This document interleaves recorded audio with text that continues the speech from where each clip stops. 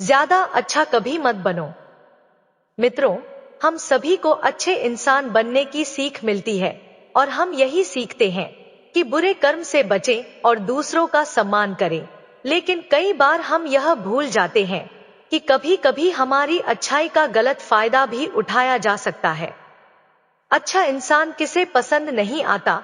बचपन से ही हमें सिखाया जाता है कि अच्छा इंसान बनो, अच्छे कर्म करो, किसी का गलत फायदा ना उठाओ। लेकिन यह सिखाया नहीं जाता कि जब हम पर कुछ लोगों द्वारा अन्याय किया जाता है तो हमें कैसे रहना चाहिए। जब हमारा गलत फायदा उठाया जा रहा हो, क्या तब भी अच्छे बने रहना चाहिए और हमारा आत्मसम्मान खोना सही है? जब एक अच्छे इंसान का हक जबरदस्ती छीना जा रहा हो, क्या तब भी अच्छे बने रहना ठीक है? मित्रों, अच्छा होना आजकल एक आदर्श माना जाता है। जैसे कि आपने अपने आसपास के लोगों को यह कहते सुना होगा कि देखो वह इंसान कितना ज्यादा अच्छा है। लेकिन हम इस बीच यह भूल जाते हैं कि अच्छे होने की भी एक सीमा होना जरूरी है। हमें यह याद रखना चाहिए कि हद से ज्यादा अच्छा होना भी अच्छा नहीं होता।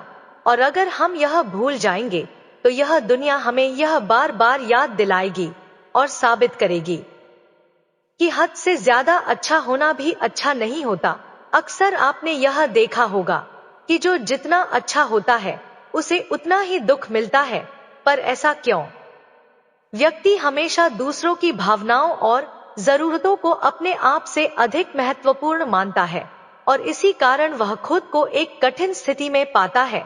अक्सर उसे ऐसा महसूस होता है कि आखिर क्यों उसके किए हुए अच्छे कामों को लोग नजरअंदाज करते हैं और उल्टा उसी का गलत फायदा उठाया जाता है। कभी ज्यादा काम करवाने से लेकर तो कभी उसे बिना कोई महत्व देकर नजरअंदाज करने तक। किसी के लिए हम अच्छा करते हैं तो वहीं से हमें दुख प्राप्त क्यों होता है? आमतौर पर जब कोई आदमी कभी क्रोध कर दे या दुखी होकर किसी को भला बुरा कह दे तो हम उसे बुरा समझने लगते हैं।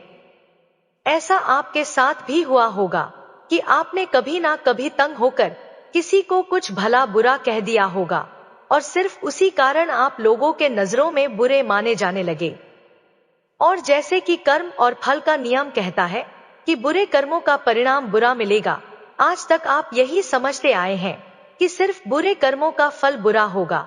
लेकिन आज की इस कहानी के बाद आप यह समझ जाओगे कि अच्छा इंसान के साथ भी बुरा हो सकता है। जब वह हद से ज्यादा अच्छा बन जाए, उस इंसान को दुख ही मिलेगा, उसका परिणाम भी बुरा ही हो सकता है।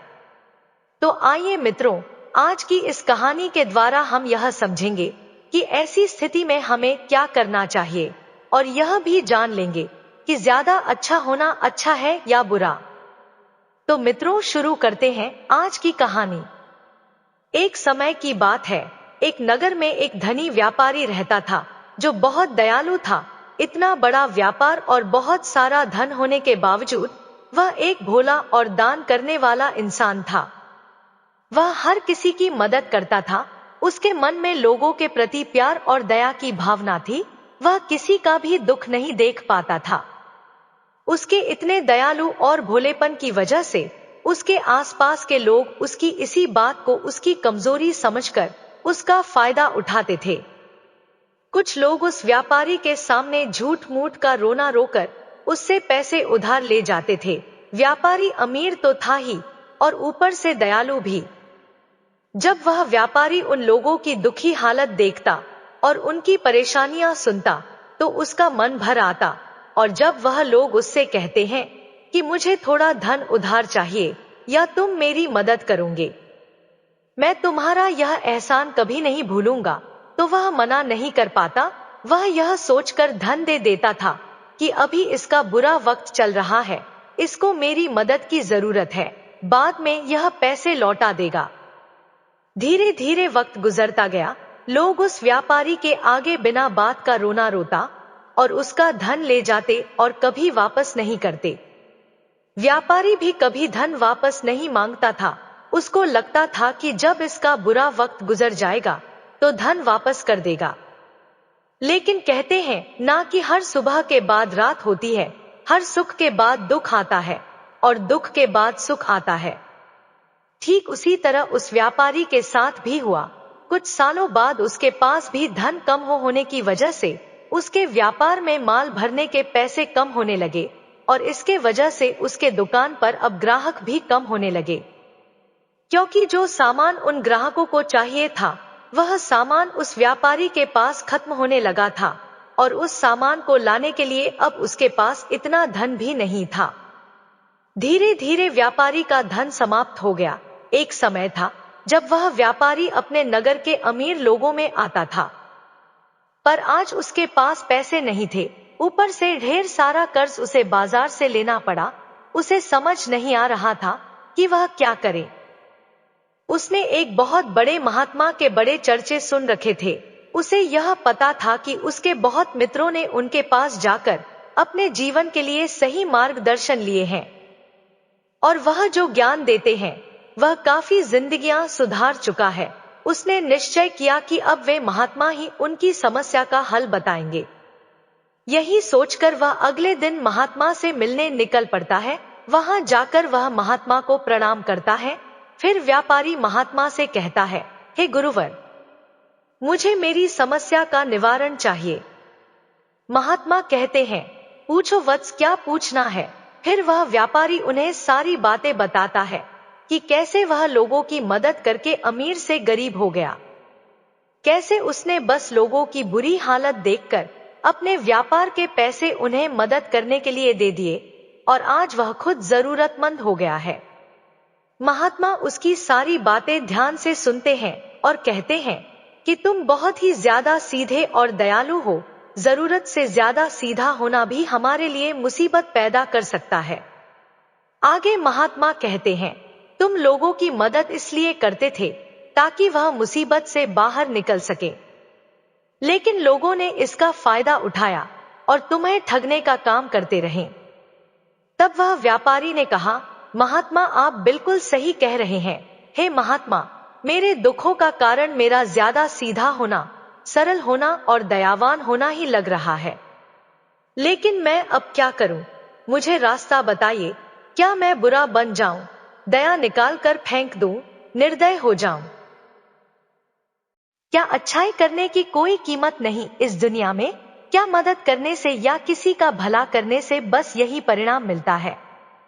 महात्मा कहते हैं, नहीं वत्स, तुम्हें यह सब नहीं करना है। कई बार तुमने देखा होगा कि जो व्यक्ति ज्यादा अच्छा होता है उसे उतना ही ज्यादा दुख मिलता है। इसका सीधा कारण है कि वह अपने अधिकारों को सामने वाले की इच्छाओं से कम दर्जा देता है और फिर उसे जब भी आपसी अनबन होती है तो उसे अधिक तकलीफ होती है। लेकिन उसी के विपरीत हमें हमेशा यह भी नहीं सोचना चाहिए कि हमारा अच्छाई और भला करना बेकार है या यह बस हमारी कमजोरी है। हमें अच्छाई का हाथ कभी नहीं छोड़ना चाहिए। हमें बस यह सीखना है कि कभी कभी हमें भी अपनी बात रखने का अधिकार है और हमें अपने अधिकारों की रक्षा करनी चाहिए।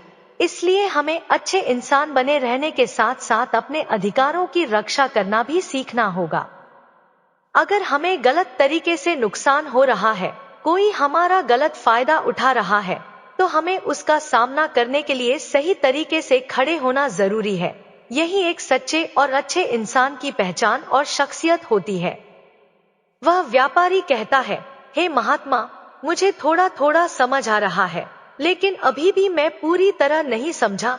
इस पर महात्मा कहते हैं, चलो मैं तुम्हें एक कहानी सुनाता हूँ, उसके बाद तुम्हें समझ आ जाएगा कि तुम्हें क्या करना है और क्या नहीं करना है। बहुत समय पहले की बात है। एक जंगल में एक मादा भेड़ रहती थी। उस भेड़ ने एक बच्चे को जन्म दिया। वह मेमना बहुत ही सुंदर था। उसके शरीर पर बहुत ही चमकदार घने बाल थे। वह बहुत ही सुंदर लगता था। भेड़ भी अपने बच्चे से बहुत प्रेम करती थी और उसका बहुत अच्छे से देखभाल भी करती थी। भेड़ अपने बेटे को अच्छी अच्छी बातें सिखाती, उसे अच्छे संस्कार देती। उस भेड़ की इच्छा थी कि उसका बेटा बड़ा होकर खूब नाम रोशन करे। लेकिन भेड़ के ज्यादा लाड प्यार के कारण मेमना बिगड़ता जा रहा था।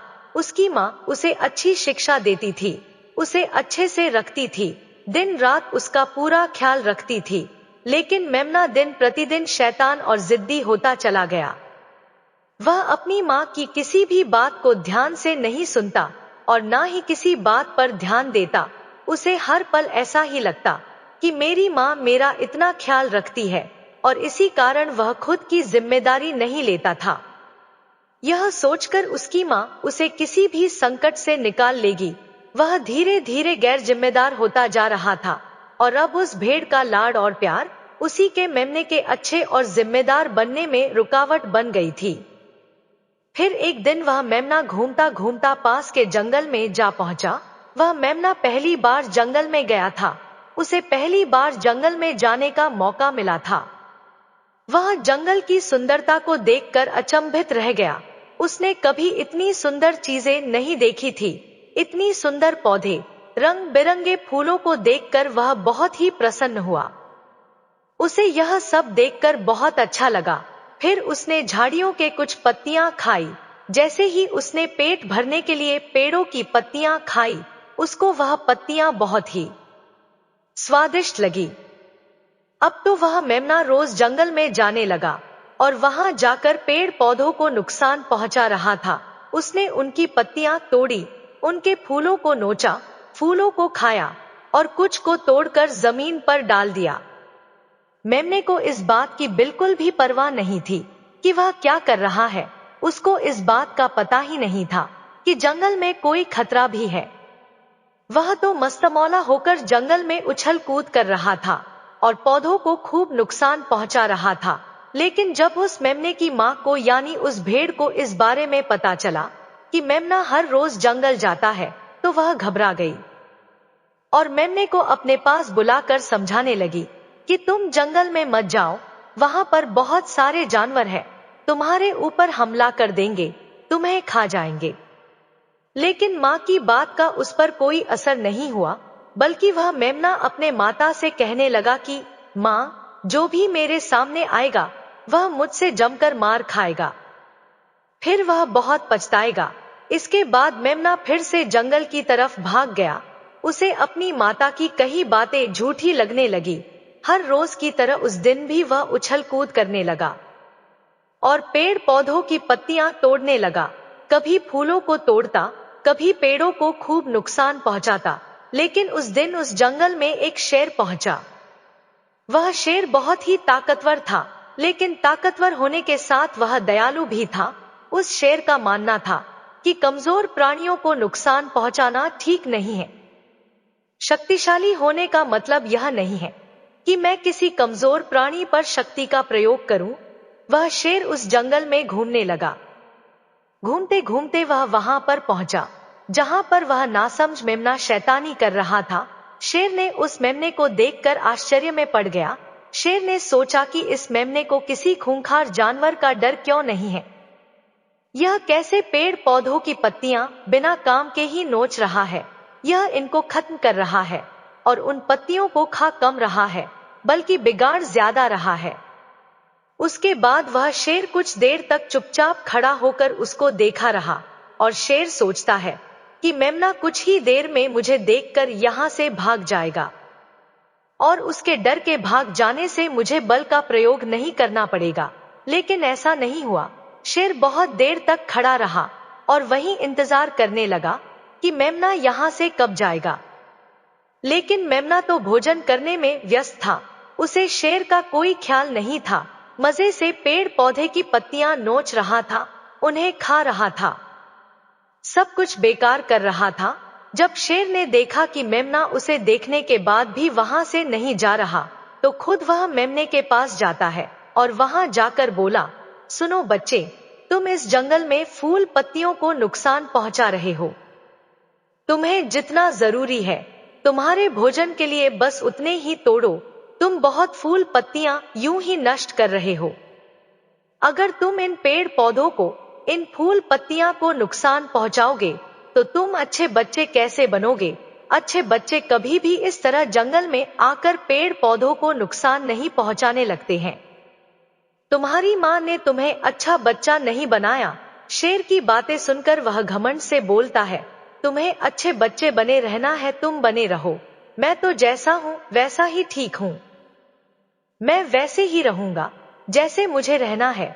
शेर हैरान हो जाता है, लेकिन फिर शेर उस मेमने को बच्चा समझकर माफ कर देता है, क्योंकि शेर नहीं चाहता था उसे बच्चे पर हमला करना पड़े। तुम खतरनाक तो कहीं से नजर नहीं आते, चले जाओ यहाँ से, बड़े आए खतरनाक, तुम मेरा दिमाग ज्यादा खराब मत करो, चले जाओ यहाँ से, अपना रास्ता नाप लो और मुझे इन फूल पत्तियों को खाने दो। यह कहकर वह घमंडी मेमना पत्तियां खाता हुआ आगे चला गया और शेर उसे बस हैरानी से देखता रह गया। तभी वहां पास में ही झाड़ियों के पीछे एक लोमड़ी छुपी हुई थी। वह लोमड़ी शेर और मेमने की सारी बातें सुन रही थी। उस लोमड़ी को शेर राजा की इस तरह बेइज्जती बर्दाश्त नहीं हुई, तो वहां से झाड़ियों से निकलकर शेर के पास आ पहुंची और शेर के पास आकर बोली, क्षमा कीजिएगा महाराज, आप तो इस जंगल के महाराज हैं, इतने बलशाली हैं, आप चाहे तो इस मेमने को 2 मिनट में मजा चखा सकते हैं और उसे आपका अपमान करने से रोक सकते थे, फिर आपने कुछ भी क्यों नहीं किया। इस पर शेर ने कहा, मैंने उस बच्चे का भला सोचा, मुझे ऐसे ही किसी बच्चे को अपनी ताकत का शिकार नहीं बनाना था।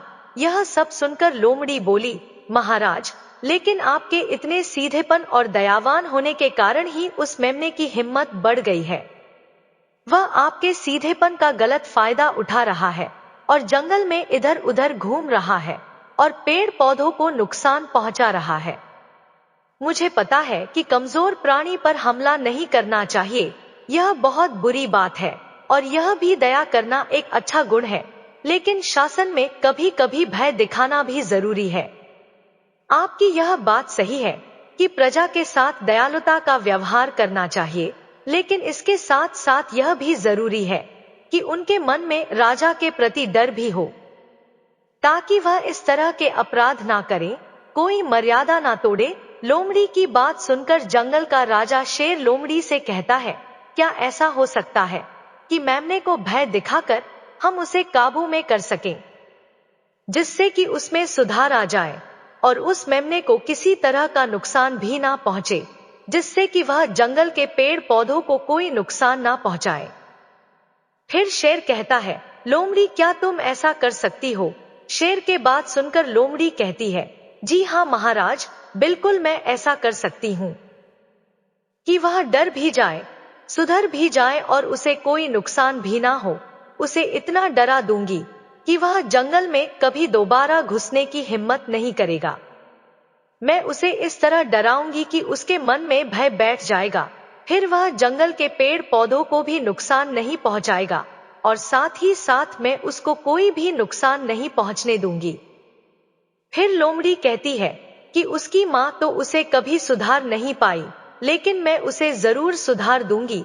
लोमड़ी की बातें सुनकर शेर ने बोला, अच्छा ठीक है, तुम कोशिश करके देखो, अगर तुम्हें इसमें सफलता मिल जाती है तो मैं तुम्हें जंगल के सभी जानवरों के सामने इनाम दूंगा। शेर की बातें सुनकर लोमड़ी बहुत खुश हुई। वह तुरंत मेमने के पास गई और उस पर गर्जने लगी। इससे पहले कि वह मेमना वहां से भाग पाता, उससे पहले ही लोमड़ी ने मेमने को जमीन पर पटक दिया और उसे अपने मजबूत पंजों से दबोच लिया। मेमने को दबोचने के बाद लोमड़ी मेमने से बोली, बोल, तुझे मार दिया जाए या छोड़ दिया जाए? तुमने इस जंगल के पेड़ पौधे को, यहाँ के फूल और कमजोर प्राणियों के साथ भी तो यही किया है। मेरे ख्याल से तुझे मार ही देना चाहिए। लोमड़ी की बातें सुनकर मेमना डर के मारे थर थर कांपने लगा। फिर वह लोमड़ी से बोलने लगा, मुझे माफ कर दो, मुझे छोड़ दो, मुझे यहाँ से जाने दो। मैं कभी भी जंगल की तरफ नहीं आऊंगा, ना ही कभी पेड़ पौधों को कोई नुकसान पहुंचाऊंगा, और अब मैं कभी कोई गलती नहीं करूंगा। तब लोमड़ी ने मेमने की पकड़ ढीली की। जैसे ही मेमने की पकड़ ढीली हुई, वह जोर जोर से भागने लगा। वह गिरता उठाता भागता हुआ अपनी माँ के पास जा पहुंचा। उधर लोमड़ी शेर के पास गई और सर झुकाकर बोली, देखा महाराज, ताकत के साथ दिमाग का प्रयोग करना भी बहुत जरूरी होता है। तभी लोग हमारा सम्मान करते हैं, तभी हमारी अच्छाई का गलत फायदा नहीं उठाया जाएगा। लोमड़ी की बात सुनकर शेर लोमड़ी की योग्यता से प्रभावित हुआ। उसने लोमड़ी को सारे जानवरों के सामने इनाम दिया। उधर वह मेमना घबराए हुए अपनी माँ के पास पहुंचा और अपनी माँ से आकर लिपट गया और माँ से क्षमा मांगने लगा। माँ, मुझे क्षमा कर दो, मैंने आपकी बात कभी नहीं मानी। आप मुझे हमेशा सही कहती थी कि जंगल में बहुत खतरनाक जानवर रहते हैं। आज के बाद मैं कभी भी उस जंगल में नहीं जाऊंगा। फिर महात्मा उस व्यापारी से कहते हैं, देखा बेटा, इतने अच्छे मत बनो कि लोग तुम्हें खा जाएं, और ना ही इतने कड़वे बनो कि लोग तुम्हें खाएं ही नहीं। जरूरत से ज्यादा अच्छा बनना इंसान को धोखा देगा। लोग उसका सम्मान नहीं करेंगे, बल्कि उसे पागल समझेंगे। महात्मा उस व्यापारी से कहते हैं, अगर शेर भी अच्छा बनने का दिखावा करेगा या फिर अच्छा बनकर रहेगा, तो लोग उससे डरने की बजाय उसे पागल समझेंगे। व्यापारी को समझाते हुए महात्मा बोले, अगर हम ज्यादा अच्छे बनकर पेश आते हैं तो लोग हमारी अच्छाई का फायदा उठाने लगता है। तुम लोगों के लिए भले उनकी मदद करते हो, वही लोग भोले बनकर तुम्हें ठगने की कोशिश करेंगे। तुम्हें लोगों की मदद करना छोड़ना नहीं, बल्कि समस्या सुनकर उसे धन देने की बजाय उन्हें समाधान देने की कोशिश करो। अगर धन की आवश्यकता पड़े तो थोड़ा बहुत धन दे सकते हो, लेकिन हर समस्या का समाधान धन से करने की बजाय निवारण से करो। इससे वही लोग तुम्हारे पास समस्या लेकर आएंगे जिनको हकीकत में दिक्कत है। पैसे ठगने वालों से तुम्हें मुक्ति मिल जाएगी। व्यापारी महात्मा को प्रणाम करता है और धन्यवाद कहकर वहां से चला जाता है। फिर वह वैसा ही करता है जैसा महात्मा बताते हैं, और कुछ ही सालों में वह पहले जैसा धनवान बन जाता है। तो मित्रों, आपने आज के इस वीडियो से क्या सीखा, वह मुझे आप कमेंट में बता सकते हैं। और इसी के साथ मैं उम्मीद करती हूँ है कि आपको आज की वीडियो पसंद आई होगी। तो इस वीडियो को लाइक शेयर करें और हमारे चैनल को सब्सक्राइब करें। धन्यवाद।